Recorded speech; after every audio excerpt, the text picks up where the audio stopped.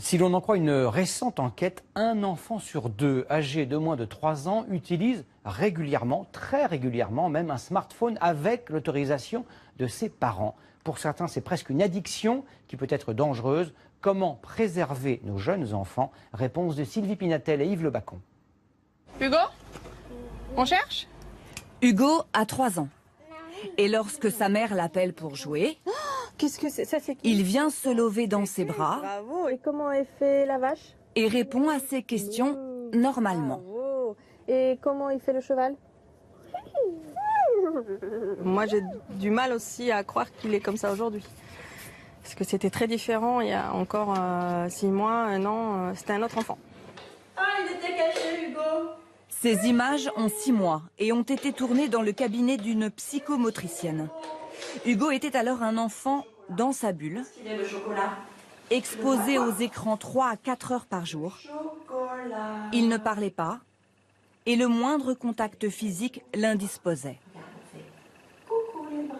Toujours pas de regard dans les yeux. Qu'est-ce que vous faites, madame? Pourquoi vous faites ça? Même avec vous? Ah, même avec moi.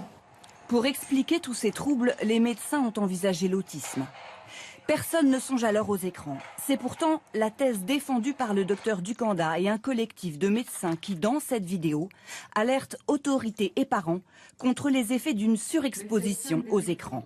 Les enseignants nous demandent de voir de plus en plus d'enfants qui présentent des retards de développement, des enfants dans leur bulle, indifférents au monde qui les entoure, qui souvent ne réagissent pas à leur prénom, ce que l'enfant devrait faire à 9 mois.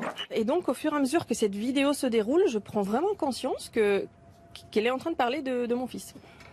Et donc, on arrête les écrans. Je dis à mon mari, demain, c'est fini. 1 mois plus tard, la transformation est spectaculaire. Et lui, qui ne parlait pas, a appris 200 mots en 2 mois. C'est un gros cochon, ça. Ça, c'est quoi? Le cochon, papa.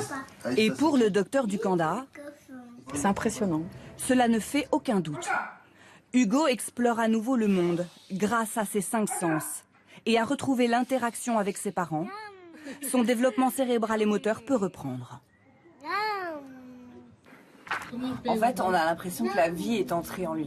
Voilà, c'est exactement ça. Les parents me disent, notre enfant se réveille. On a récupéré notre petit garçon, on a récupéré notre petite fille. Ce qui veut dire, et c'est très important, que ce n'est pas irréversible. Exactement, ce n'est pas de l'autisme classique, puisque les troubles sont complètement réversibles à l'arrêt des écrans. Il est dû à l'environnement, et quand on modifie l'environnement, l'enfant se met à se redévelopper normalement.